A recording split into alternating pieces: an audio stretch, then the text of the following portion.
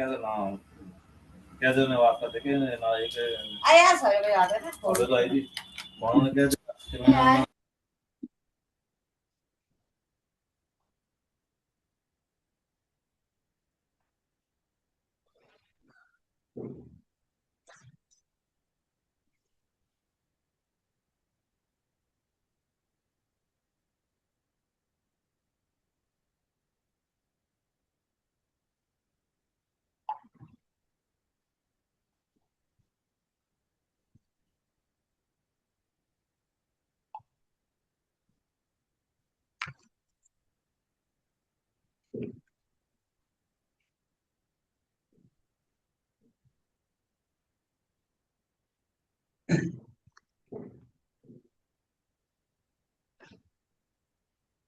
Recording in progress. Recording in progress.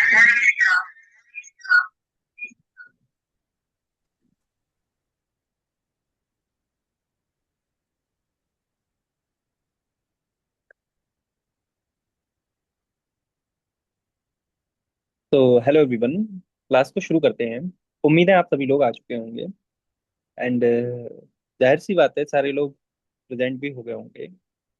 अब से class zoom पर ही हुआ करेंगी फॉर सिक्योरिटी रीजंस एंड जो कल इंसिडेंस हुआ, एक महापुरुष प्रकट हुआ क्लास में और उसने साक्षात कुछ भविष्यवाणियां कर दी।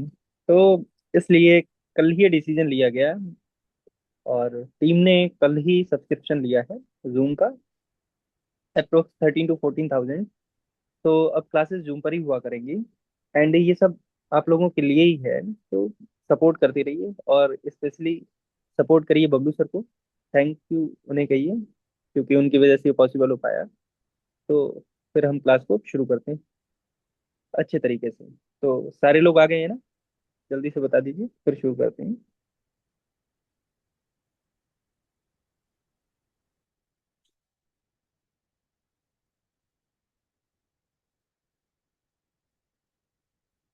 चलो शुरू करते हैं। अ,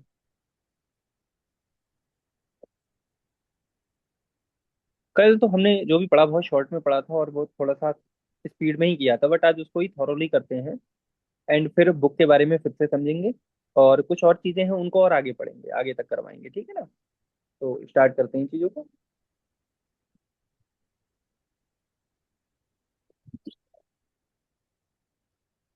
सबसे पहले हम इरेगुलर वर्ब देखते हैं। स्लाफिन। स्लाफिन इसका मतलब होता है टू स्लीप यानी कि सो जाना। अब ये इरेगुलर वर्ब है तो कुछ जो रूल्स होते हैं वो चेंज होंगे। रेगुलर वर्ब के अलग होते हैं और इरेगुलर वर्ब के अलग होते हैं। तो उन चीजों को फिर धीरे धीरे रिकॉल करते हुए चलना है और डेली बस रीड करना है। डेली उन चीजों को बस रीड करते हुए चलना है।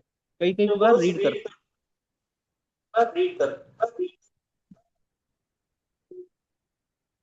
रिपीट क्यों हो रहा है साउंड?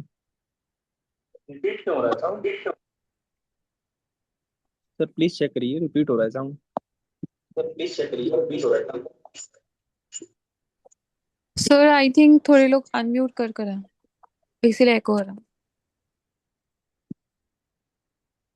ओके ओके, ऐसा कर लो, अनम्यूट कर लो क्योंकि साउंड रिपीट हो रहा है। चलो शुरू करते हैं। ये इरेगुलर वर्ब्स हैं क्योंकि इनका रूल अलग होता है। डिस्कस हम लोगों ने कर भी लिया है कि क्या क्या इनके रूल्स होते हैं। धीरे धीरे क्या करना है, इनका तरीका क्या है, बार बार इनको बस रीड करना है, रीड करना है, इसके अलावा कोई तरीका नहीं है इनका। धीरे धीरे आपका माइंड इन चीजों को कैच करने लग जाएगा, धीरे धीरे आपका माइंड इन चीजों को कैच करने लग जाएगा। और एक सरप्राइज तो कल दे ही दिया था कि बुक्स करवाएंगे एंड एक सरप्राइज आज और है आप लोगों के लिए जो आज आपके कोर्स में और भी इंक्लूड हो जाएगा। सो उसको कल से स्टार्ट कर देंगे। तो बहुत कुछ है आप लोगों के लिए, तो बस ऐसे ही कंसिस्टेंसी बनाए रखिए और इससे बढ़िया एवन कहीं और होगा नहीं, इस बात का खुला चैलेंज है। तो शुरू करते हैं। इन चीजों को करने के लिए दोस्तों क्या करना है, आपको बस इन चीजों को बार बार रीड करने की जरूरत है क्योंकि अभी स्टार्टिंग टाइम है और किसी भी लैंग्वेज को करने के लिए भाई रीडिंग बहुत जरूरी होती है ना? रीडिंग बहुत जरूरी है। इन वर्ब्स को बार बार रीड करो, बार बार रीड करो तो आपका जो ब्रेन है ना धीरे धीरे कैच करने लग जाएगा इस चीज के लिए। थोड़ा सा नॉर्मल होने लग जाएगा, अटपटा नहीं लगेगा। धीरे धीरे इन चीजों की तरफ आपका जो है ना अंडरस्टैंडिंग डेवलप होने लग जाएगी। तो इसका कोई और दूसरा रास्ता नहीं, बस रीड करो। और रीडिंग के लिए ही एक नया सरप्राइज है आप लोगों के लिए, वो आज से, सॉरी कल से वो इंक्लूड कर देंगे। आज बस अनाउंसमेंट करेंगे उसका और कल से इंक्लूड कर देंगे, तो रीडिंग आपकी बहुत अच्छी हो जाएगी। ऐसे ही धीरे धीरे रीडिंग के साथ साथ लिसनिंग का भी कुछ करेंगे, और फिर स्पीकिंग का भी कुछ करेंगे, और साथ साथ राइटिंग का भी कुछ करेंगे। तो धीरे धीरे रीडिंग, राइटिंग, स्पीकिंग, लिसनिंग सब कुछ इंक्लूड करते हुए चलेंगे। धीरे धीरे इस चीज को आगे बढ़ाएंगे, तो आप लोगों को दिक्कत नहीं होगी। और अब दिक्कत होनी भी नहीं चाहिए, क्योंकि अब हमारे पास सिर्फ जेन्युइन स्टूडेंट्स हैं। जितने अनजेन्युइन पर्सन थे उनको सबको हटा दिया गया है। तो क्लास को शुरू करते हैं। श्लाफन का मतलब होता है दोस्तों टू स्लीप। स्लीप का मतलब तो आप जानते ही हैं, सोना। अब आप ये समझो, ये ए आ गया ना यहाँ पर, अब इस ए को किस में बदलना है? ए उमलाउट में। यही इर्रेगुलर वर्ब का रूल था। बस इन चीजों को ध्यान रखना। हमें कैसे पता चलेगा ये इर्रेगुलर वर्ब? बस ये याद करनी पड़ेंगी। एक लिस्ट मैंने दे दी है, उस लिस्ट को अच्छे से कर लेना। और जो ये मैं करवा रहा हूँ इतना सफिशियंट है। A1 में इससे ज्यादा इर्रेगुलर वर्ब के पीछे मत भागना, इतनी काफी है। जब A2 आएगा तो थोड़ी और दे देंगे, B1 आएगा तो उस हिसाब से और दे देंगे। धीरे धीरे आगे बढ़ाते रहेंगे, ठीक है ना। अब इसके साथ क्या होगा? कुछ चेंज नहीं होगा। डू, एर, एज, ई, जी, इनके साथ बदलाव हो जाएगा। थोड़ा सा क्या हो जाएगा? ये ही हो जाएगा, ये इट हो जाएगा, ये शी हो जाएगा। इनके साथ बदलाव बस इतना है, इतना चेंज होना है कि जो ए है इसको ए उमलाउट में कन्वर्ट कर देंगे, जो ए है इसको ए उमलाउट में कन्वर्ट कर देंगे। बस इतना चेंज होना है, बाकी सारी चीजें वही रहनी है बस।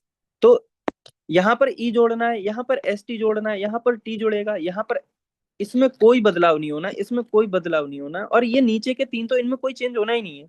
ये जैसा इनका रेगुलर वर्ब का रूल था वैसा ही इनमें यहाँ रूल है। बस इतना ध्यान रखो, ये लास्ट के थ्री में और इसमें कोई चेंज नहीं होना है, बट सिर्फ इन दोनों में चेंज होना है, जो भी चेंज होना है बस। स्प्रेखन इसका मतलब होता है टू स्पीक, यानी कि बोलना। अब जाहिर सी बात है, ई एन हटा दिया, एक टुकड़ा ये बड़ा वाला ये निकाल लिया, बस यहाँ पे पूरा कॉपी पेस्ट कर दिया, कोई दिक्कत नहीं।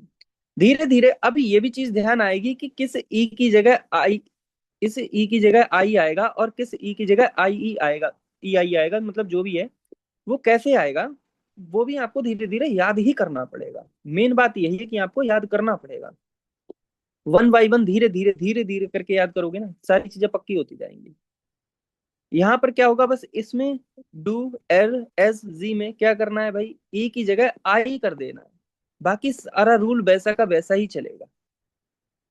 लाउफेन इसका मतलब होता है रन, रन या फिर वॉक, या तो हल्का हल्का दौड़ना या फिर धीमी गति से चलना, यही इसका नियम होता है, ठीक है ना। ए आ गया है, ए को कन्वर्ट करना है ए उमलाउट में, और सारे की सारी चीजें वैसी की वैसी रहेंगी। इसमें कोई भी नया रूल नहीं है, बस इन चीजों को ऐसे ध्यान रखते हुए चलना है। ट्रेफिन इसका मतलब होता है टू मीट, यानी किसी से मिलना। अब इसमें भी ये ध्यान रखना है कि आई आई आएगा, बस ई की जगह आई आई आएगा। अच्छा सर ये याद कैसे रखें? तो एक चार्ट बना लेना, एक बीच में लकीर खींचना, एक तरफ डाल देना जो आई में कन्वर्ट होते हैं, और दूसरे वाले जो आई में कन्वर्ट होते हैं उसमें इस तरीके से लगा लेना। लाइन खींचना, 10-15 बार इधर लिख लेना, 10-15 बार इधर लिख लेना। जैसे जैसे आगे बढ़ते जाओ, जैसे जैसे न्यू वर्ब मिलती जाओ उनमें ऐड करते हुए जाओ, और बस डेली उनको रोज पढ़ो, उनको रोज पढ़ो। धीरे धीरे तुम देखोगे कि बिल्कुल पक्की होती जा रही है, एक एक चीज बहुत स्ट्रांग होती जा रही है बेसिक से। यही तरीका है, यही तरीका है इसको पक्का करने का, और कोई दूसरा तरीका नहीं है। आपको बार बार उस चीज से गो थ्रू होना पड़ेगा बहुत अच्छे से।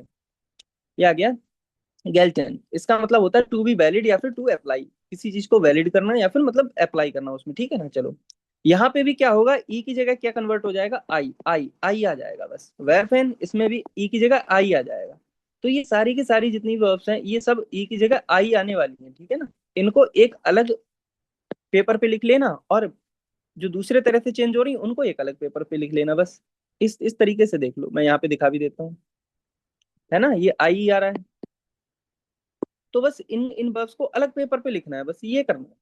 और 2-3 दिन अटपटा लगेगा थोड़ा सा, फिर ये पक्की हो जाएंगी, इनमें कोई दिक्कत ही नहीं आएगी धीरे धीरे। और फिर स्पीकिंग वाले दिन मैं सारी चीजें सुना करूंगा आपसे, है ना, पूछा करूंगा एक एक से नाम ले लेकर कि कैसे कैसे भाई अब तुम बताओ इसका क्या होगा, इसका क्या होगा, इस तरीके से। अब आ जाएगा रूफेन। इसका मतलब ये एक रेगुलर वर्ब है, ठीक है। मैंने स्पेशली लिख भी दिया है कि ये रेगुलर वर्ब है, तो इसमें सारे के सारे रूल्स वैसे ही चलेंगे। इसके साथ ई लग जाएगा, डू के साथ एस टी लग जाएगा, एर एस जी के साथ टी लगेगा, वियर के साथ ई एन लग जाएगा, ईयर के साथ टी लग जाएगा, और जी जी के साथ ई एन लग जाएगा। बस बाकी पूरा का पूरा जो रूट है ना वर्ब का, वो वैसा का वैसा ही रहेगा, इसमें कोई दिक्कत नहीं आएगी। चलो अब सेंटेंस के स्ट्रक्चर पे बात कर लेते हैं, ठीक है ना। इसको कैसे पढ़ेंगे? जात जात स्टेलुंग स्टेलुंग जात स्टेलुंग। इसका मतलब क्या होता है? Sentence structure. सेंटेंस स्ट्रक्चर यानी कि सेंटेंस का स्ट्रक्चर किस तरीके का होना चाहिए। बहुत ही थॉरोली एकदम धीरे धीरे समझेंगे इन चीज को, और काफी चीजें हैं भी समझने वाली, और काफी चीजें आज हैं बिल्कुल एकदम माइंड में फीड करने वाली, वो आज ही निपटा लेंगे अपने लोग। सब्जेक्ट होगा भाई, एक उसकी वर्ब होगी और एक उसका ऑब्जेक्ट होगा, ठीक है ना। कभी कभी एक से ज्यादा ऑब्जेक्ट भी आ जाते हैं, बट वो आगे की चीजें हैं। तो अभी ऐसा मान लेते हैं कि बस एक सब्जेक्ट है, उसकी कोई वर्ब है और उसी से रिलेटेड कोई ऑब्जेक्ट है, बस ऐसा समझ लो। I am drinking water. I am drinking water. I am buying bag. मैं पानी पी रहा हूँ, या फिर मैं कोई बैग खरीद रहा हूँ। इनका मीनिंग ये हुआ। अब जाहिर सी बात है, जब ये सब्जेक्ट है तो जर्मन में भी सब्जेक्ट की जगह सब्जेक्ट ही आ रहा है, तो इसकी जगह हमें सब्जेक्टिव केस ही रखना पड़ेगा, इसकी जगह हमें वर्ब ही रखनी पड़ेगी, और इसकी जगह हमें ऑब्जेक्ट ही रखना पड़ेगा। बात खत्म। तो सब्जेक्ट क्या हो गया यहाँ पर? आई हो गया, वर्ब हो गई ड्रिंकिंग, और ये ऑब्जेक्ट हो गया वाटर। वाटर का कहेंगे वासर, वासर आ गया यहाँ पे। ड्रिंक है, यहाँ पर ये वर्ब आ गई ओइश। अब सीधे ड्रिंक को कहते हैं ट्रिंकिन, ठीक है ना। ई एन हटाओगे, ट्रिंक लिखोगे, इस लगाया, इसके साथ ई जोड़ दिया, बस यही हो गया। एम का अभी ट्रांसलेशन नहीं करना है। एम का ट्रांसलेशन क्यों नहीं करना है? आगे एक रूल आएगा बताऊंगा, कि जब मेन वर्ब होती है तब हेल्पिंग वर्ब का ट्रांसलेशन नहीं होता, तब हेल्पिंग वर्ब को हम कन्वर्ट नहीं करते हैं, वरना एम को हम क्या लिखते हैं? बिन, ठीक है ना। लेकिन जर्मन में एक रूल ये है कि जब मेन वर्ब होती है तो हेल्पिंग वर्ब का कन्वर्जन नहीं करते हैं, जब मेन वर्ब होती है तो हेल्पिंग वर्ब को ट्रांसलेट नहीं करते हैं। धीरे धीरे आगे बढ़ेंगे तो ये चीज बिल्कुल अच्छे से क्लियर होगी, बट अभी आप इतना समझ लो, जहां मेन वर्ब है वहां ये इसका ट्रांसलेशन नहीं करेंगे। लेकिन एक जगह ऐसा आएगा, जैसे कि आई एम बिन है,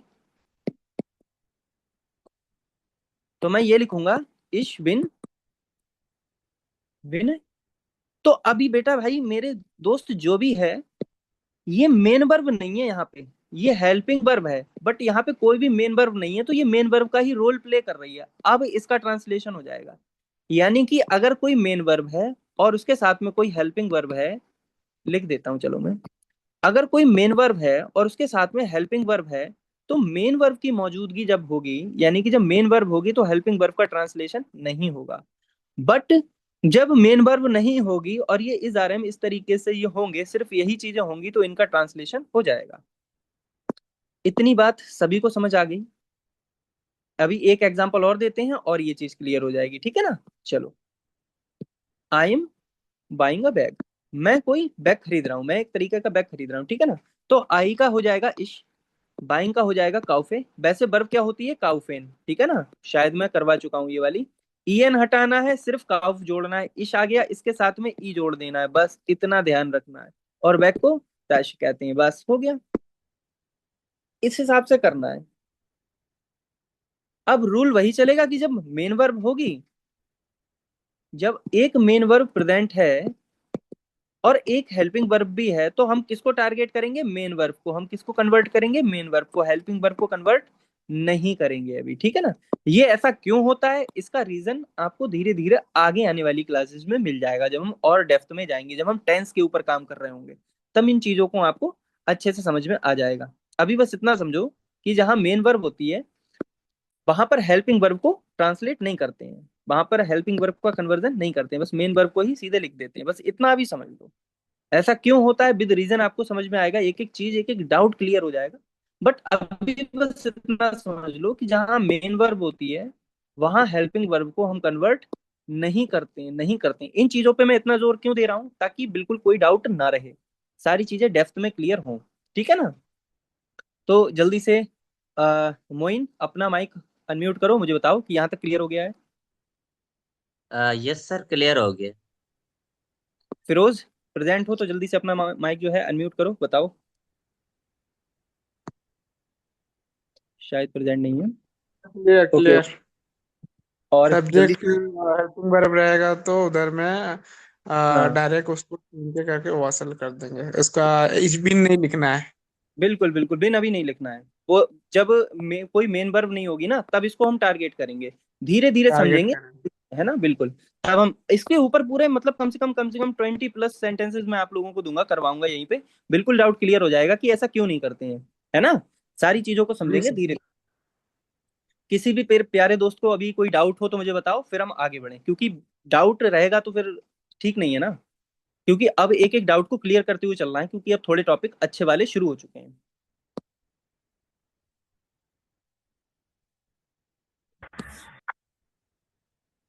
ठीक है ठीक है, चलो। नहीं है तो आगे बढ़ते हैं। अब जो आता है क्वेश्चन स्ट्रक्चर आता है एक तरीके से, जैसे सवाल करने वाले जो सेंटेंसेस आते हैं उनमें क्वेश्चन वर्ड पहले आता है, ठीक है ना। फ्रागे जैक्स, ठीक है ना। तो सवाल करने वाले आएंगे तो सवाल दो तरीके के हुआ करेंगे, या तो भाई क्वेश्चन वर्ड होगा उनमें, जिसमें वो कोई ना कोई चीज स्पेसिफिक पूछ रहा होगा, या तो यस और नो वाला होगा, जिसमें सिर्फ आप हाँ या ना में जवाब दे रहे होगे। बिल्कुल धीरे धीरे समझाऊंगा मैं, बिल्कुल जल्दबाजी नहीं करनी, ना आपको करनी है ना मुझे करनी है। धीरे धीरे समझना है इस चीज को, ठीक है ना। जो क्वेश्चन वर्ड वाला होगा उसकी पहचान क्या होगी, यस और नो वाला होगा उसकी क्या पहचान होगी, उसको कैसे आइडेंटिफाई करेंगे, उन चीजों को आप समझते हैं। सबसे पहले जब क्वेश्चन वर्ड वाला होगा, जैसे इंग्लिश ग्रामर में जब ये चीज शुरू होती है, तब उसमें वेयर आ जाता है, व्हाट आ जाता है, ये WH वर्ड आ जाते हैं सारे के सारे। वेयर आ जाता है, व्हाट आ जाता है, हु आ जाता है, हाउ आ जाता है, व्हेन आ जाता है, वाई आ जाता है, व्हाट काइंड ऑफ आ जाता है, हाउ मच आ जाता है, हाउ मैनी आ जाता है। इस तरीके से इतने सारे ये वर्ड्स हैं, ये आते हैं स्टार्टिंग में, ठीक है ना। ये आते हैं स्टार्टिंग में। फिर क्या आती है, एक वर्ब आ जाती है। वर्ब किसके अकॉर्डिंग आती है भाई, सब्जेक्ट के अकॉर्डिंग, क्योंकि वर्ब हमेशा सब्जेक्ट को फॉलो करेगी, ये बात ध्यान रखनी है आपको। फिर सब्जेक्ट आ जाता है, फिर एक ऑब्जेक्ट आ जाता है। यही तो एक स्ट्रक्चर होता है ना इंग्लिश में। इंग्लिश ग्रामर में जो स्ट्रक्चर होता है सेम एज इट इज ये यहीं पर होगा। ये तो आपको ये समझ में आ गया कि ये क्वेश्चन वर्ड वाले जो स्ट्रक्चर होता है वो आपको समझ में आ गया। बट एक स्ट्रक्चर ऐसा भी तो होगा जिसमें सिर्फ यस या नो का आंसर दे रहे होंगे, तो वो स्टार्ट हो जाएगा हेल्पिंग वर्ब से। वो हमेशा स्टार्ट होगा हेल्पिंग वर्ब, वो स्टार्ट होगा हमेशा हेल्पिंग वर्ब से। आर यू ड्रिंकिंग वाटर, क्या आप पानी पी रहे हो, तो आप कहोगे हाँ मैं पानी पी रहा हूँ, या फिर नहीं मैं पानी नहीं पी रहा। या फिर आप पूरा आंसर नहीं दोगे, सिर्फ इतना कह दोगे यस या फिर नो। आप यस कहोगे तो इसका मतलब कि आप पानी पी रहे हो, और अगर आपने नो कहा तो इसका मतलब कि आप पानी नहीं पी रहे हो। अगला देख लेते हैं, आर यू कमिंग अलोंग, क्या तुम साथ में आ रहे हो, तो आप कहोगे कि अरे नहीं मैं नहीं आ रहा, या फिर आप कहोगे हाँ मैं आ रहा हूँ। Do you have a pen, क्या तुम्हारे पास एक पेन है, तो आप कहोगे यस मेरे पास एक पेन है, या फिर कहोगे नो, इसका मतलब कि मेरे पास नहीं है। अब ये तो हो गया हाँ या ना में जवाब देने वाला। अब आप समझ लो कि वे फ्रागा क्या होता है वो समझ लो। वेयर आर यू, अब आपसे कोई कहे कि वेयर आर यू, मतलब तुम कहां पर हो, ठीक है ना, तुम कहां हो। तो आप ये नहीं कह सकते कि यस, आप ये नहीं कह सकते नो, आप ये नहीं कह सकते यस मैं हूं, या फिर आप ये नहीं कह सकते नो मैं नहीं हूं। वो पूछ रहा है कहाँ हो, तो आपको कोई प्लेस बताना पड़ेगा ना, ठीक है ना, कि आप जहां पर हो वो प्लेस आपको बताना पड़ेगा। हु आर यू, अब आप नहीं कह सकते यस, अब आप नहीं कह सकते नो, अब आपको अपना नाम बताना पड़ेगा। व्हाट डू यू नीड, तुम्हें क्या चाहिए, है ना। तो आप यस या नो नहीं कर सकते, अब आपको रीजन बताना पड़ेगा कि आपको चाहिए क्या। विच बैग इज दिस, ये कौन सा बैग है ना। तो यस या नो यहाँ पे नहीं चलेगा, यहाँ पे आपको प्रॉपर आंसर देना पड़ेगा। तो इस चीज को आप समझते हैं पहले धीरे धीरे। क्वेश्चन स्ट्रक्चर समझते हैं। क्वेश्चन वर्ड वाले होंगे तो सबसे पहले क्वेश्चन वर्ड आएगा जो WH से रिलेटेड होता है, फिर वर्ब आती है, फिर सब्जेक्ट आता है, फिर ऑब्जेक्ट आता है, ठीक है ना। इसके बाद में क्या होता है कि इनको आप समझते हैं ये होते कैसे, देखो। वो इसका मतलब होता है वेयर, हु वॉन्ट्स डू, इसका मतलब होता है कि मतलब तुम कहाँ रहते हो। तो वो कह रहा है इस वन इन पेरिस, यानी कि मैं पेरिस में रहता हूँ। अब आप ध्यान से देखो, यहाँ पे भी बिन नहीं लगाया है, क्यों नहीं लगाया, क्योंकि यहाँ पर जो मेन वर्ब है ना लिव, वॉन इन, ये वाली वर्ब कौन सी है? वॉन इन वाली है ना? ये ध्यान है ना? आया कुछ ध्यान आया? बस ई एन हटा के ई जोड़ा है, इसीलिए जो मेन वर्ब आ गई है तो यहाँ पे हमने बिन नहीं लगाया है। इस बात को फिर से मैं कह रहा हूँ, बार बार रिपीट करूंगा, धीरे धीरे आपको बिल्कुल दिमाग में बैठा लेना है। अब आ जाए वोहिन, इसका मतलब होता है वेयर टू, ठीक है ना? वोहिन गैस डू, ठीक है ना?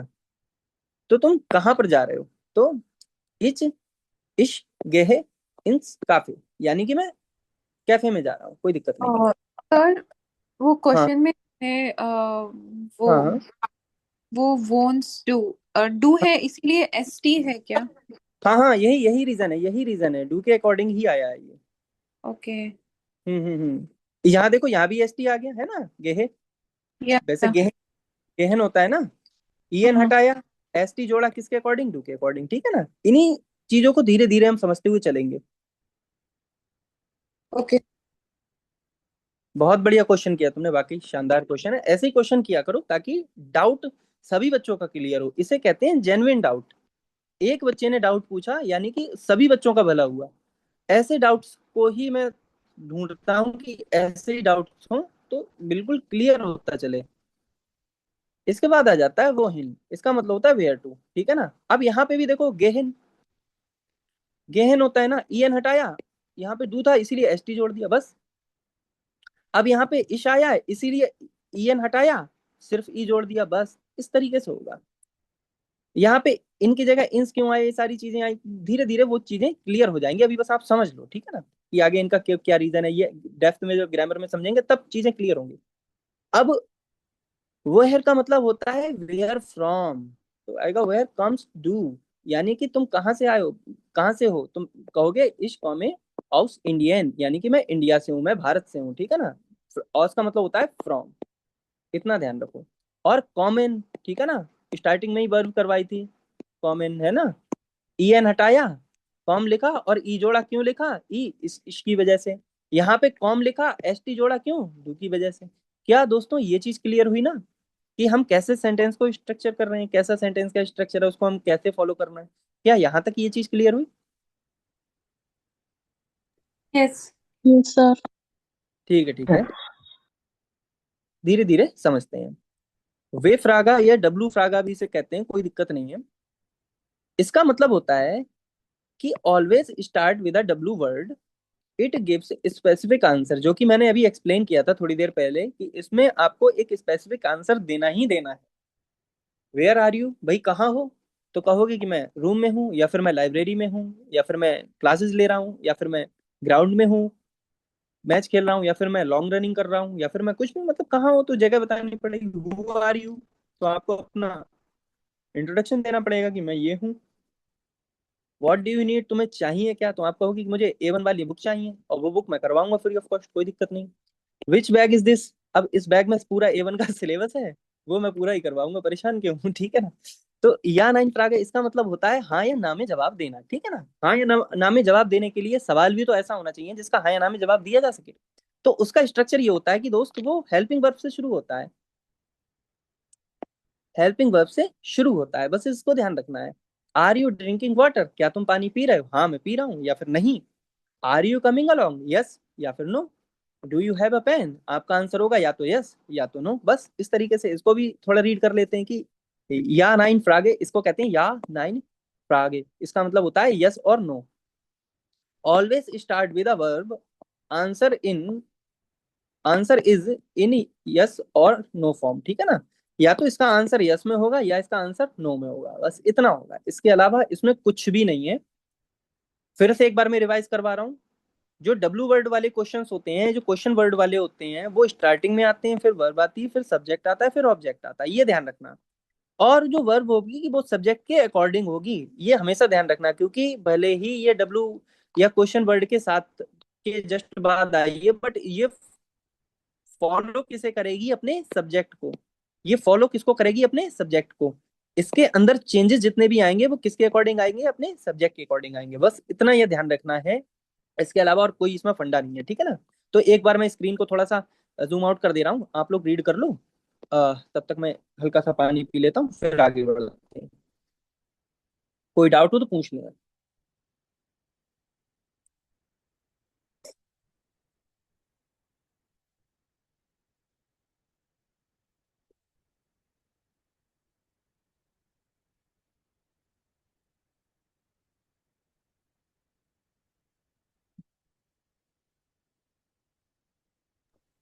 तो ये सेकंड वाला समझ नहीं आया, wohin where, wohin gets to ish gehen ins cafe। अच्छा अच्छा, कोई दिक्कत नहीं है। अब देखो, वो इनका जो मतलब होता है वो होता है वेयर टू, ठीक है ना। इसमें अब अभी इतना अगर नहीं भी समझ में आ रहा है तो भी कोई दिक्कत नहीं है, बस इतना ध्यान रखो, यहाँ पे एक वर्ड आया, इसके बाद एक वर्ब आई, वो वर्ब उस सब्जेक्ट के अकॉर्डिंग मॉडिफाई हुई। कैसे? ये वर्ब क्या थी? गहन। ई एन हटाया, इतना समझ में आया? बोलो बोलो। यस। और फिर एस टी जोड़ा, क्यों जोड़ा? डू की वजह से। क्या इतनी चीज क्लियर हुई? बस अभी इतना ही समझ में आ जाए तो ही बहुत है।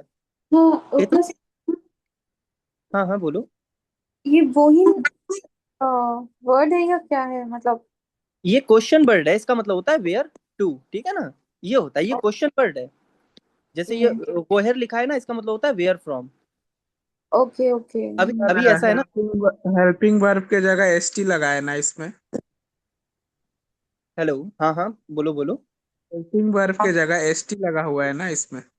हेल्पिंग वर्ब की जगह नहीं लगा है दोस्त, मेन वर्ब में लगा है। हेल्पिंग वर्ब का जिक्र ही नहीं करना है जब मेन वर्ब हो ना, यही तो मैंने समझाया अभी आपको, कि जब मेन वर्ब होती है तो फिर हेल्पिंग वर्ब को इग्नोर करना है। जब मेन वर्ब हो तो उसी को ट्रांसलेट करना है, उसी को कन्वर्ट करना है। और जो मेन वर्ब है वो किसके अकॉर्डिंग आएगी? अपने सब्जेक्ट के अकॉर्डिंग। आप सब्जेक्ट ये के वर्ब होती है ना अकॉर्डिंग आएगी। त्रिंकिन, हाँ त्रिंकिन होती है ना। अब क्या करना है? ई एन ढक लेना, यहाँ पर इश है तो इश यानी आई के अकॉर्डिंग क्या आएगा? ई जुड़ जाएगा इसमें। बस ये चीज ध्यान रखनी है, ये समझ गया सर। ठीक है ना। अभी बस ये चीज समझो, यहाँ पे क्वेश्चन वर्ड है, यहाँ पे एक वर्ब आएगी, और यहाँ पे सब्जेक्ट हुआ, उसी सब्जेक्ट के अकॉर्डिंग यहाँ पर वर्ब आएगी। धीरे धीरे इन चीजों को बिल्कुल दिमाग में सेट हो जाएंगी अपने आप ही। बस अभी आप इस चीज को बस रीड करो, रीड करो, कोई दिक्कत नहीं है। इतना ये चीज हो गई ना, ये चीज इतनी हो गई, क्लियर हो गई ना। चलो आगे बढ़ते हैं। सर सर मेरा एक था कि जिस तरह हाँ। वोहनिन है, हम्म। वोहनिन एक एज अ वर्ब है, तो हम वोहनिन के टू पार्ट कर लेते हैं, एक वोहर और एक वोहिन। तो वोहिन और वोहर जो है, इन दोनों को प्रॉब्लम आ रही है, इन दोनों में इनको समझने में। तो इनको ये समझा दें कि उससे ही दो ये निकले हैं, और एक का मतलब जाने के लिए और एक का मतलब आने के लिए क्वेश्चन में।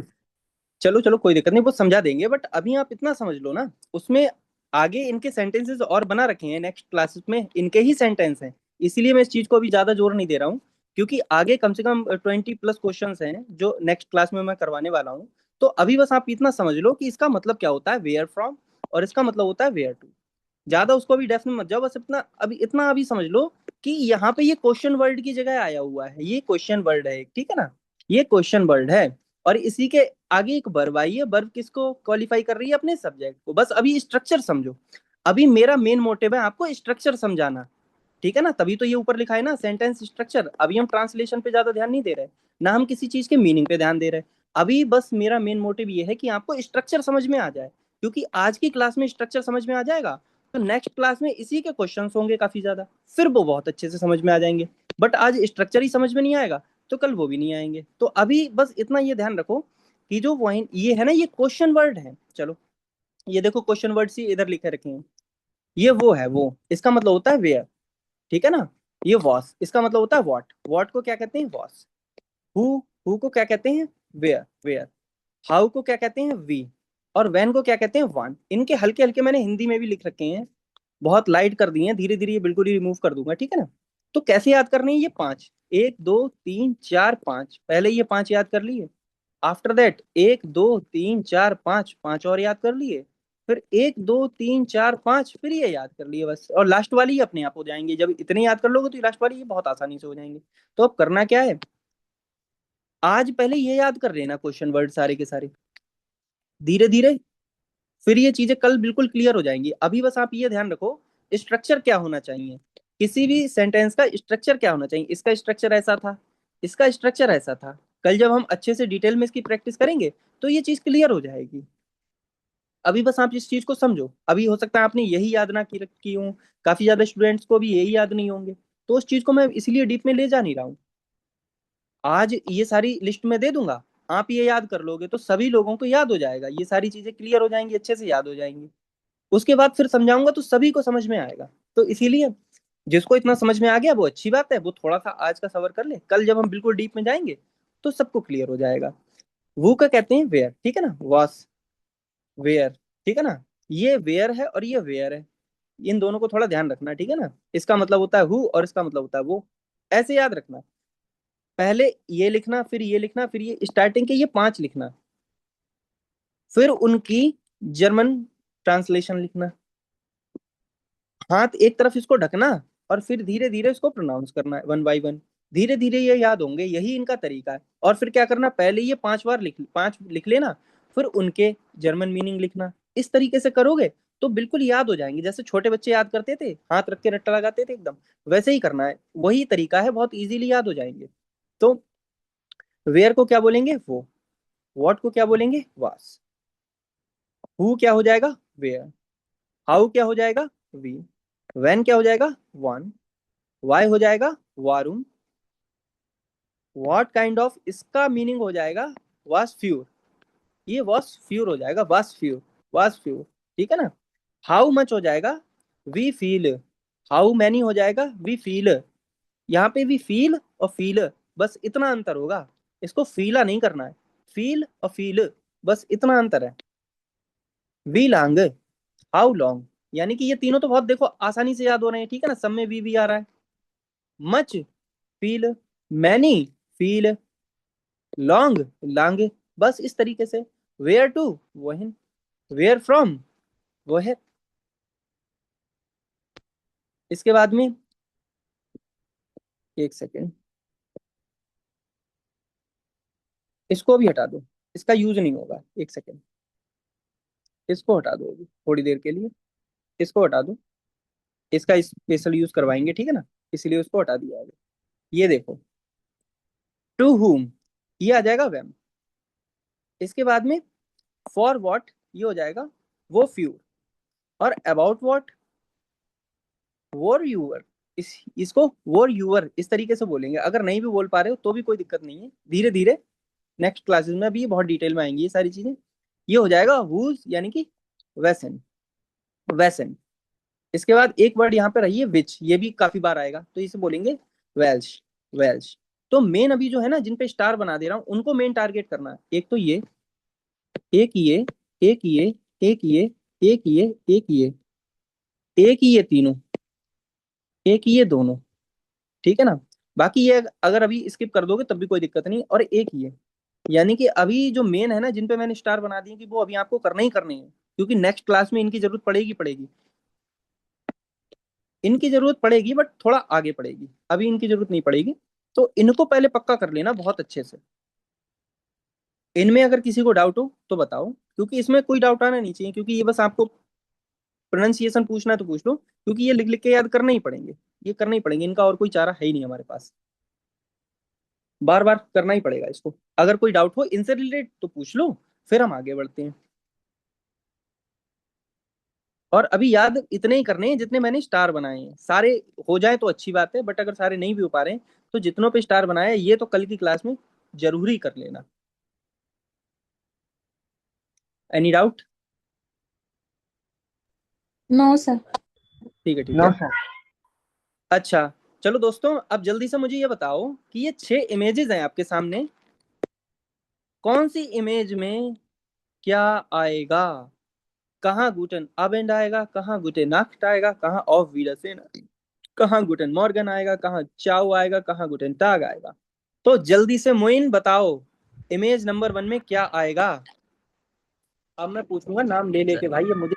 सर गोटन मॉर्गन आएगा इसमें। शानदार जवाब भाई, यही तो मैं चाहता था। सर इमेज नंबर 3 में गुटेनाफ्ट। अरे मैं पूछूंगा ना, नाम ले लेके। चलो तुम्हारा, चलो बता इसको दिया तो पूछ अच्छा है। लेना, आज ऑफिस अरे भी छुट्टी है तुम। Hello, hello. हाँ बताओ बताओ, सेकंड नंबर पे क्या आएगा? सेकंड नंबर पे आएगा सर गोटन एबेंड। बीच में मत बोलो भाई, सब बोलने दो। हाँ, गुटन बोलो बोलो। आबंडी आएगा, इन्होंने बोल दिया। अरे नहीं, गुटेन आवर नहीं आएगा, देखो सूरज है अभी। तो सर अभी गुटन सन टॉक्स प्रेजेंट देखिए है अपनी हाँ, ऑप्शन में गुटन, हाँ हाँ है। ऐसे ही मिलके करना है भाई, ठीक है। अच्छा ये बताओ, ये फोर्थ में क्या आएगा? इसमें अगर किसी का गलत हो गया तो समझ लो बहुत गड़बड़ है। सर ऑप्शन दिखाओ, ऑप्शन। ऑप्शन? अरे भाई देखो ना ऑप्शन और कोई भी चीज रिपीट नहीं होगी।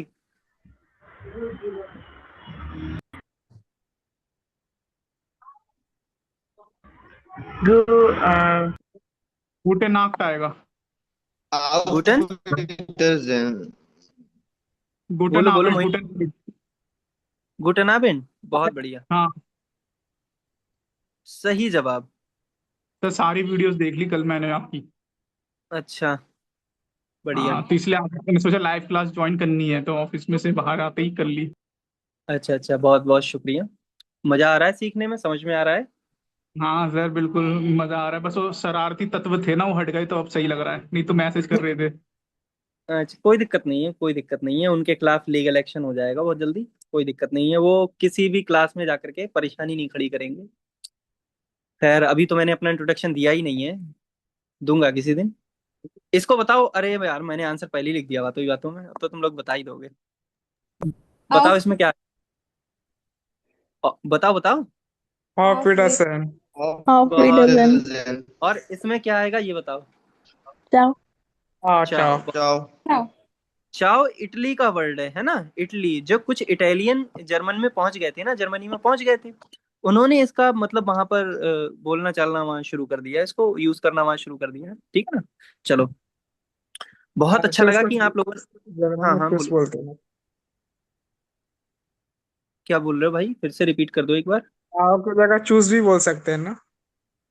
नहीं नहीं नहीं, हाँ, इसे इसे चाओ ही बोलेंगे, लेकिन चूज की स्पेलिंग अलग होती है, मीनिंग दोनों का सेम होता है, मीनिंग दोनों का बाय होता है, मीनिंग तो जी दोनों का जी। ही बाय होता है बस, ठीक है ना? मीनिंग दोनों का ही बाय होता है, लेकिन ये चाव है वो चूस है, इतना अंतर है। जी। चलो, ऑफ वीडर से भी चाओ और चूज के जैसे ही बाय होता है ना। वो थोड़ा फॉर्मल फॉर्म में आ जाता है, बात ये है, वो थोड़ा सम्मानजनक हो जाता है ना, जैसे मान लो दो दो बड़े लोग मिल रहे हैं इस तरीके से, और वीडियो चलो फिर मिलते हैं, ओके, मतलब है ना? Formal informal. हाँ वो थोड़ा सा बिस्बाल्ड बिस्दान ये सब आएंगे, हाँ ठीक है ना, वो भी हो जाता है, बट ये ऑफ वीडर्स हैं, जैसे ये देखो बिल्कुल जेंटलमैन बनी हुई हैं, सॉरी जेंटल वुमेन है दोनों एकदम, है ना? तो एक दूसरे से फॉर्मली पूरा कायदे से विदा ले रही हैं, तो इस वजह से ही आया यहाँ पर ऑफ वीडर्स हैं, ठीक है। ऑफ चलो, इट डजन ऑफिशियली, मतलब प्रोफेशनल हाँ वे। ठीक है। चलो दोस्तों, अब आगे बढ़ते हैं, कुछ इंपॉर्टेंट चीज मुझे समझानी थी जो कि बहुत ज्यादा जरूरी है, तो वो जरा बिल्कुल ध्यान से समझ लेना, ठीक है ना? बिल्कुल ध्यान से समझ लेना। अभी इस वर्ड को गौर से देखो, ये है वी, ठीक है ना? वी, इसका मीनिंग यहाँ क्या लिखा है ये बताओ मुझे, हाउ, हाउ लिखा है ना? यहाँ इसका मीनिंग लिखा है हाउ, ठीक है ना? यहाँ इसका मीनिंग क्या लिखा है? हाउ, और हाउ ही होता है, हाउ का मतलब होता है कैसे, यही तो होता है कैसे। लेकिन जर्मन में कुछ एक्सेप्शंस हैं, इस बी का 5 तरीके से यूज होगा, और वहां पर ये मीनिंग देगा व्हाट का, वहां पर ये मीनिंग देगा व्हाट का, व्हाट का मतलब क्या, ठीक है ना? बिल्कुल शांत मन से समझना, ये सिर्फ 5 सेंटेंस ही ऐसे हैं जहां पर इसका यूज होगा, और कहीं भी इसका यूज नहीं होगा। किस सेंस में? व्हाट के सेंस में। वैसे इसका मीनिंग क्या है? हाउ है, लेकिन ये व्हाट के सेंस में यूज होगा, कैसे अब समझो।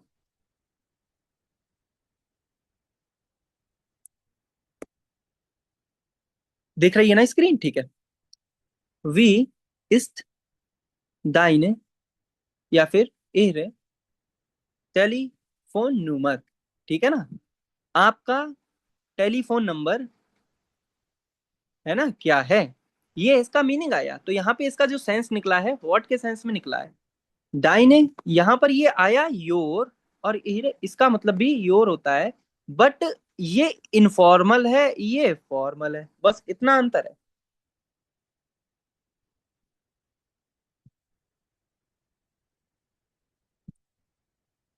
समझ में आया? ऐसे ही अगला आता है, वी इस्ट इहर स्ट्रस नुमर, स्ट्रासी नंबर का मतलब होता है स्ट्रीट नंबर, टेलीफोन नंबर का मतलब होता है टेलीफोन नंबर, हाउस नंबर का मतलब होता है हाउस नंबर, ठीक है ना। और यहाँ पर आएगा एड्रेस, एड्रेस इसका मतलब होता है एड्रेस, ठीक है ना। तो काफी ज्यादा चीजें सेम रहेंगी, बट एक दो तीन चार पांच, इन पांच सेंटेंसेस में इस वी का मीनिंग हाउ की जगह क्या बनेगा दोस्तों, व्हाट बनेगा। ये फिक्स हैं, इनको हम चेंज नहीं कर सकते, ठीक है ना। ये फिक्स हैं, इनको इसीलिए स्टार्टिंग में मैंने क्लियर कर दिया, क्योंकि कभी इस तरीके से ये स्ट्रक्चर ऐसे दिखाई दें या ये चीजें दिखाई दें आगे, तो आप हाउ मत कर देना, वहां पर व्हाट आएगा। और A1 एग्जाम में इसी तरीके के कंफ्यूजिंग चीज आती ही आती हैं आपका, ताकि वो डेप्थ जान सके कि आपको नॉलेज कितनी डेप्थ में है। तो इसीलिए जो भी चीजें हैं ना, बिल्कुल उनको टारगेट करके पढ़ा रहे हैं, कोई भी ऐसा नहीं कि अपने मन से कुछ भी। तो इसलिए ये ध्यान रखो।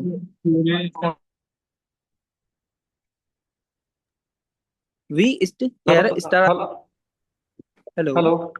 हाँ बोलो। तो सॉरी फॉर डिस्टर्बिंग, मैं थोड़ा बाहर जा रहा हूँ, तो क्लास हो मैं जा रहा हूँ, छोड़ इम्पोर्टेंट अच्छा अच्छा, काम है। चलो कोई दिक्कत नहीं, आप जा सकते हो, बाकी रिकॉर्डिंग देख लेना बाद में, कोई दिक्कत नहीं, ओके जाओ। Okay okay okay, thank you.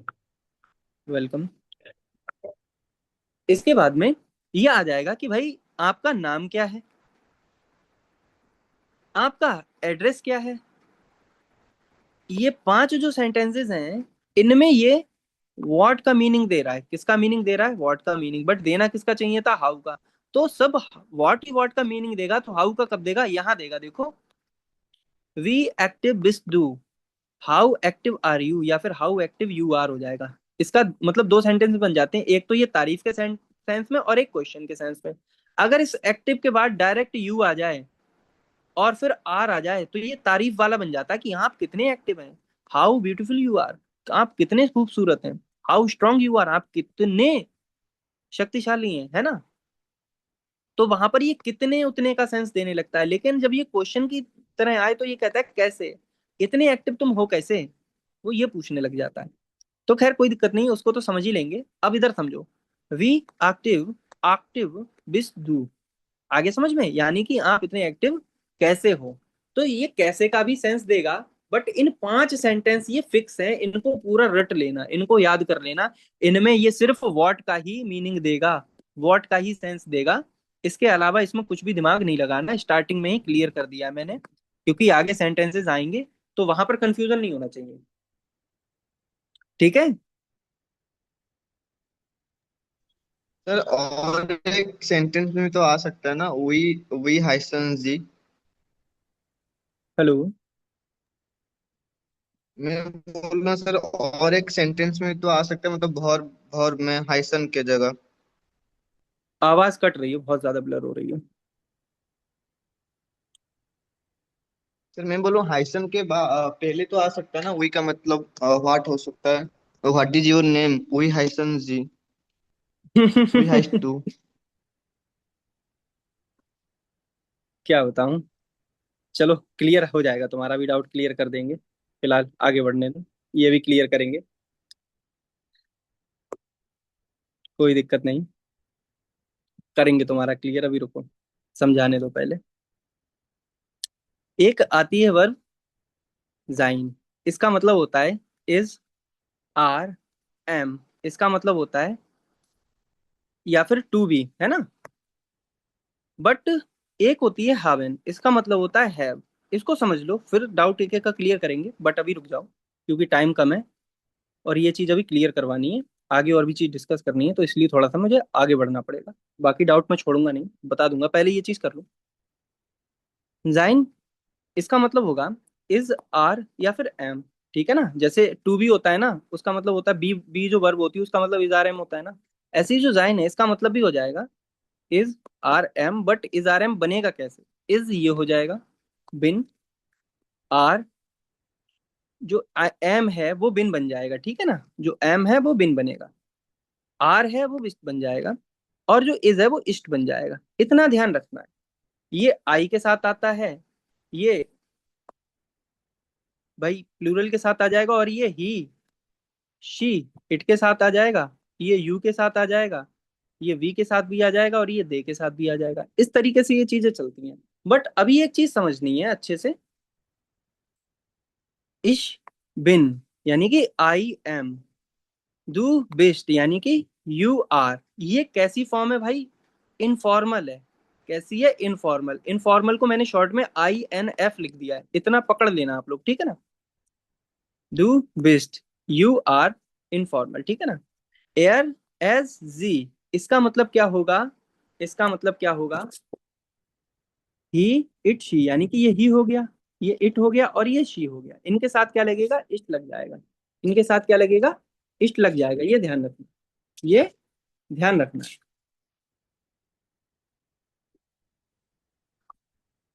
और जो तुम्हारा डाउट था ना, बढ़िया डाउट है, उसको मैं अभी लिख के समझाऊंगा पूरा क्लियर करके, इसीलिए मैंने उसको स्किप कराया था। इसके बाद ये आ जाता है वियर, इसके साथ जिंद आ जाएगा, ठीक है ना? जिंद, जिंट मत बोलना, टा का प्रोनाउंस मत ही करना, ठीक है ना? और ये जाइड हो जाएगा, जाइड, ठीक है, जाइड। इसका मतलब हो जाएगा you are, you all are, ये इनफॉर्मल हो जाएगा। और जी इनके साथ जिंदी आएगा, तो वियर और जी के साथ जिंद आ जाएगा, ये ध्यान रखना। और इसके साथ जायद आ जाएगा, जायद, ठीक है ना? ई के बाद आई आया तो इसीलिए आई साउंड आ गया, ठीक है ना? ठीक है, इतनी बात क्लियर हुई कि नहीं हुई? इसके साथ क्या क्या चीज आएगी, ये चीज क्लियर हो गई? बताओ, फिर मैं आगे बताता हूँ। Yes sir. ठीक है, ठीक है। अब आ जाते हैं दोस्त तुम्हारे डाउट पे। डाउट पूछा तुमने, वी हाइजन जी, या फिर एक तरीके से दोस्त और ये यूज हो जाएगा, वी हाइजन डू, ठीक है ना? ये तरीका होगा फॉर्मल और ये तरीका हो जाएगा इनफॉर्मल। अब समझ में आया ना कि मैं क्यों उस समय मुस्कुरा के रुक गया था थोड़ा सा? क्योंकि मुझे इस तरीके से समझाना था और ये क्लास के लास्ट में समझाना था। बट तुमने पूछा बीच में, तो फिर मैंने पहले ही क्लियर कर दिया है कि इस तरीके से होगा। फिलहाल आपने बिल्कुल सही दिमाग लगाया अपना, होगा बिल्कुल ऐसे हो जाएगा। बट फॉर्मल और इनफॉर्मल मुझे क्लियर करना था, इस वजह से मैं थोड़ा सा रुक गया था, लेकिन अब मैंने वो चीज क्लियर कर ली है। तो अब मैं तुम्हें आगे बता देता हूँ। ये इस तरीके से भी आ जाएगा, बट ये ध्यान रखना, जहां पे जी होगा वहां फॉर्मल हो जाएगा, जहां डू होगा वहां इनफॉर्मल हो जाएगा। इस डू का मतलब हो जाएगा तू, तुम, बट इसका मतलब यहाँ पे आप होगा, ठीक है ना? Yes, sir। लेकिन सर मेरा मतलब था कि यहाँ पे ओई जो है ना, हाउ हाउ का जो यहाँ पे व्हाट का वो आता है ना मीनिंग, हाँ हाँ मैं हाँ ये पूछ रहा हाँ, वही पूछ व्हाट रहा का ही था मैं। मीनिंग आता है, व्हाट का ही मीनिंग आता है, व्हाट का ही मीनिंग आता है। बट मुझे Yes, फॉर्मल sir। और इनफॉर्मल पूरा समझाना था, इस वजह से मैं थोड़ा सा रुका था। वी थैंक हाईएस्ट यू सर। एस इनन कहाँ पे को यूज होगा? हेलो। हेलो। वी हाँ, हाईएस्ट एस इनन।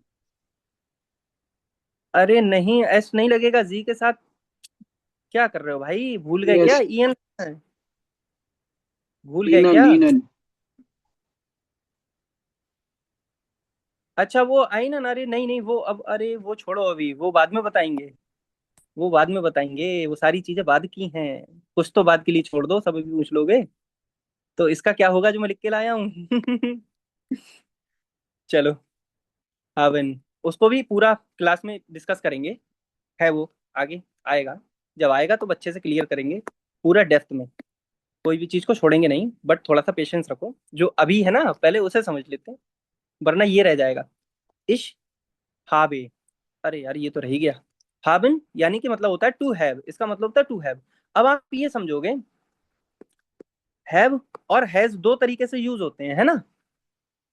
दो तरीके से यूज होते हैं, बट इसमें ये कई तरीके से यूज हो जाएगा। देखो, इसके साथ हावे आ जाएगा, डू के साथ हास्ट आ जाएगा, और एर एज जी के साथ हट आ जाएगा, और वियर के साथ हाविन आ जाएगा, फिर जी के साथ हाविन आ जाएगा, इसके साथ हट आ जाएगा। यानी कि करना क्या है, ई एन हटाना है, और इसके अकॉर्डिंग ई जोड़ना है, इसके अकॉर्डिंग ये बी हटा करके एस टी जोड़ देना है, इसके अकॉर्डिंग टी जोड़ देना है, और इसके अकॉर्डिंग, इसमें वही फॉर्मूला यूज होगा ना जो हाँ हाँ, बस इसमें बस, वो यूज होता है और ये इन इरेगुलर रेगुलर वर्ब है। वर्ब।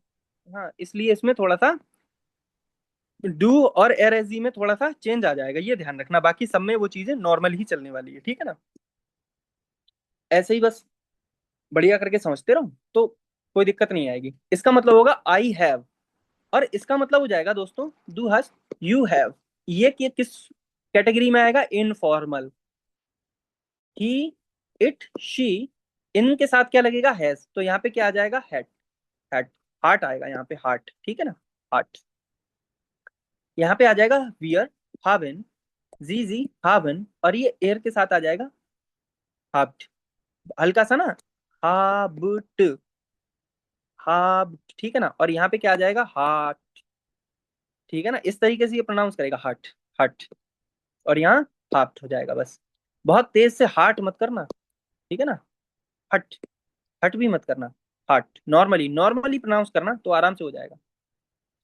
चलो अब इनके कुछ एग्जांपल्स देख लेते हैं, जैसे इश हावे जाइट, यानी कि आई हैव टाइम।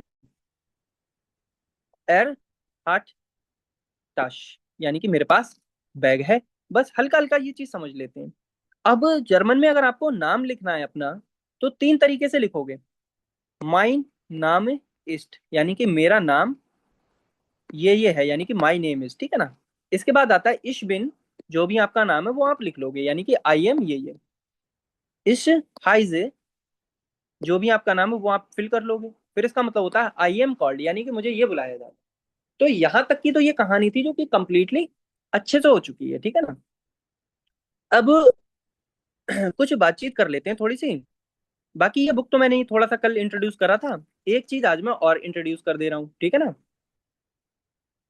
चलो अब वो थोड़ा सा सुन लो, फिर क्लास को हम ऑफ करेंगे। अब बात होगी रीडिंग स्किल्स की, ठीक है ना। तो अब कल से क्या चीज होगी? एक स्टोरी विद इमेज, ये मैं लाया करूंगा, ठीक है ना। उस स्टोरी में लगभग 15 to 20 सेंटेंसेस होंगे। उनमें कुछ वोकैब भी मिलेगी आपको, है ना। वो सारी चीजें यहाँ आपको रेडी मिला करेंगी। डेली ये चीज होगी, एक स्टोरी हम डेली करा करेंगे। हार्डली हार्डली बहुत 5 to 7 मिनट्स में हम उसको कंप्लीट कर लिया करेंगे। स्पीड का भी ध्यान रखेंगे, ठीक है ना दोस्तों।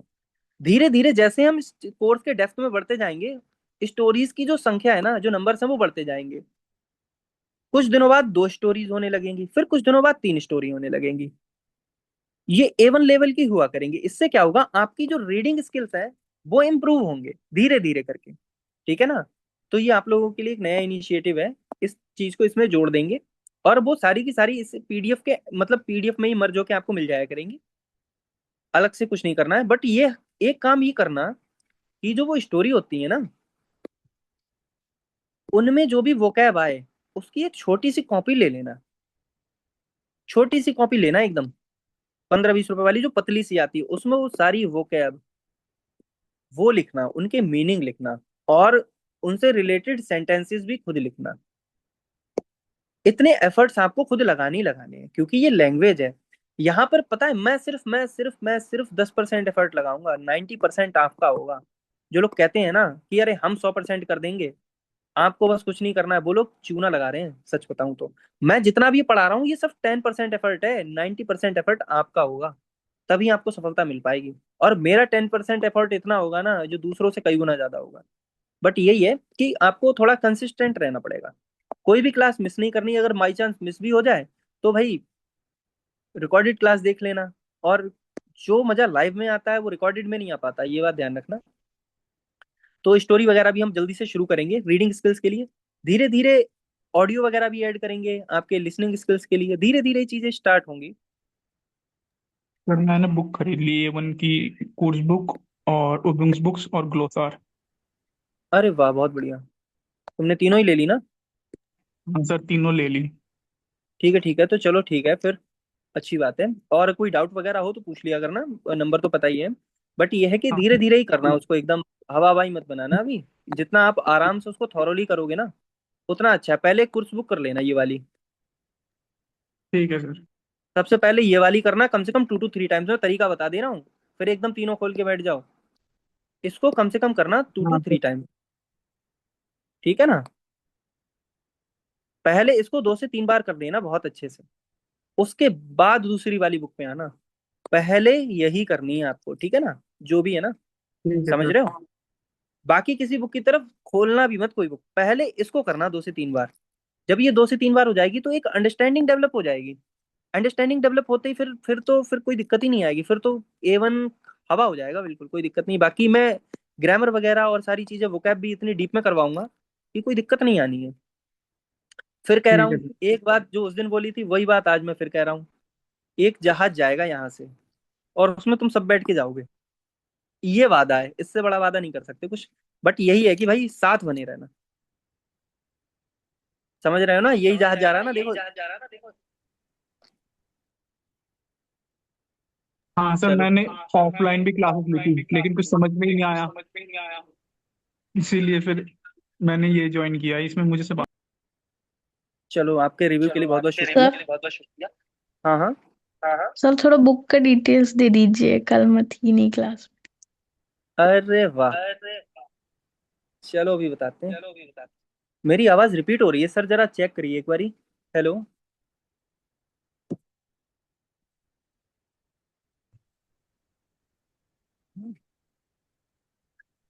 कल का कुछ सेशन रिकॉर्ड नहीं हुआ था तो क्लास वगैरह मतलब नॉर्मली चली थी, ऐसा उसमें कुछ खास डिस्कस नहीं था, बस हाँ बुक के बारे में बताया था। तो बस यही बुक है, मतलब इस तरीके से ये बुक होगी, ठीक है ना। अब ये आवाज रिपीट हो रही है बार बार। चलो, तो इस तरीके से ये बुक होगी। तो अब करना क्या है कि भाई, अगर बुक ले ली है तो ठीक है, और नहीं भी ली है तो कंप्लीट PDF मैं दे दूंगा। पैसे खर्च मत करना, PDF मैं दे दूंगा, इससे काम चल जाएगा। और PDF कैसी दूंगा, ये एक्सप्लेन करी हुई सारी चीजें उसमें लिखी हुई कि कैसा क्या होने वाला है, ठीक है ना। सर बुक कब से स्टार्ट करोगे? अरे भैया, ओके सर। कर दूंगा मैं, टेंशन मत लो।